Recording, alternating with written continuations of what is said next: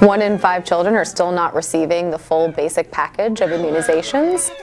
That's 22 million kids every year that aren't being fully vaccinated. And if we can take some active and concrete steps to reduce that number, we could save many more lives with immunization. My name is Kate Elder. I'm the Vaccines Policy Advisor for the MSF Access Campaign. The first issue that we're focusing on is vaccine pricing. The cost of the basic package of immunizations has increased significantly over the past decade. One way that we can improve affordability of vaccines is to know more about actual vaccine pricing. Right now, the cost to develop these new vaccines and how much it costs to actually make them is very unclear to us. Once we have that information, we'll be able to tell if we're actually getting a good deal on these vaccines and how much more we can push to lower the prices.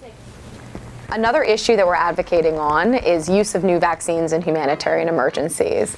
In order to make sure that refugee children have access to new vaccines, we really have to push down the prices of these important life-saving commodities. Another issue that we're working on is how to develop better products that are easier to use in the context where MSF, Doctors Without Borders, is working. These are countries that don't have consistent electricity, have difficult transportation, roads are really poor, and it's very difficult right now to transport vaccines with all of their requirements to the kids that need them most. For example, vaccines have to be kept in a constant cold chain, constantly refrigerated in 2 to 8 degrees Celsius. Doing this in a place like New York is not very difficult, but in a context like Chad, where there's scarce electricity and difficult transportation, it's very hard to keep vaccines cold. So what we're trying to do is push vaccine manufacturers, the pharmaceutical companies that develop these products, to develop vaccines that are more heat stable, less sensitive to the heat, so that we can use them for as much time as possible outside of the cold chain. And finally, we're looking at how to make sure kids get all of the recommended doses that they need to be fully vaccinated. Right now, there are 22 million kids under the age of 1 that aren't fully vaccinated every year, that 1 in 5.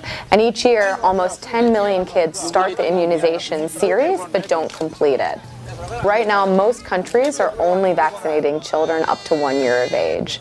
And while the World Health Organization recommends that even kids over 1 year of age should receive their missed doses, in many countries this isn't actually being implemented.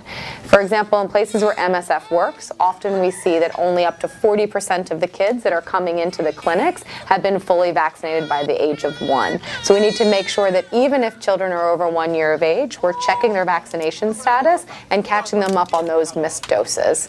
An image that I'm left with is something that an MSF colleague recently told me about being in South Sudan in the emergency and about approaching the health center and hearing almost an orchestra of children coughing. These are children coughing with pneumonia, with respiratory tract infections, which is a disease that is easily preventable with a vaccine that we have here in developed countries and have been using with our children for a very long time. So what we need to do is push the international community, push the donors, push the foundations, push the pharmaceutical companies to make sure that vaccines like the pneumococcal conjugate vaccine, like the rotavirus vaccine, are available to children living in refugee camps as well.